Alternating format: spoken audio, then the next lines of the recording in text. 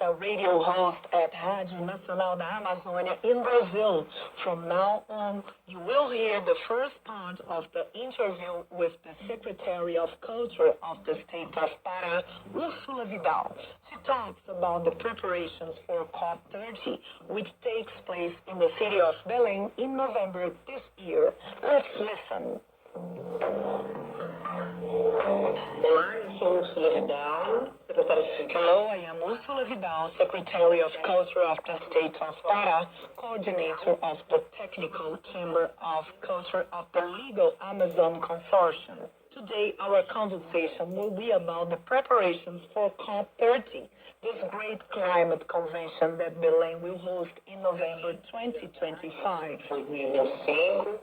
Há uma expectativa imensa do planeta. There is immense expectation from the entire planet for the renewed commitment by the members of the Paris Protocol, the member countries, but also about the protagonists of these Amazons, these many Amazons, of our Amazonianness, of the civil society that is always so active and so provocative in relation to the answers that the public power needs to give, the answers that countries, but also the productive sectors need to give in relation to this climate crisis.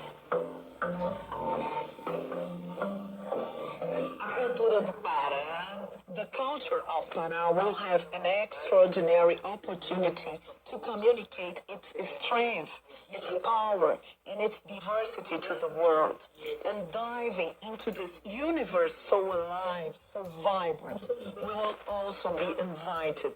The whole world will be invited to have contact with new dimensions of this Amazon.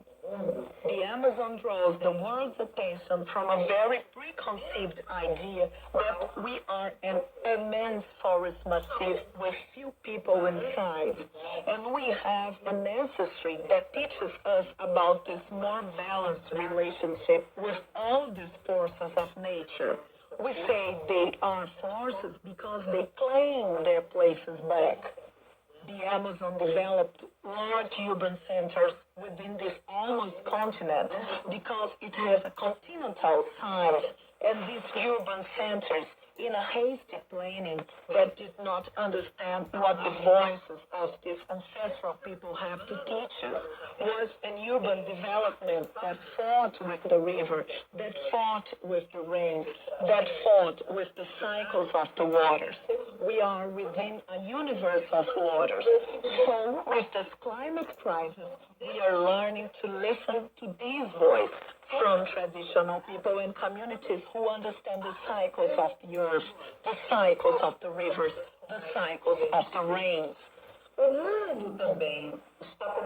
The world is also beginning to understand that this Amazon is not only an Amazon of traditional peoples and communities, included in public policy, and who have, from their way of life, very rich cultural practices in the way of planting, harvesting, eating, telling stories, producing music, maintaining their traditions, especially of popular culture. And this way of life and artistic, subjective expression is culture. So for us, making a connection between the environmental agenda of sustainability and culture is not a challenge because it is how we are. It is what we are. We live immersed in these waters, in this extraordinary diversity of foods that this Amazonian biodiversity offers us. Food has story, food has origin, food has place, flavor has place, the way of preparing has place.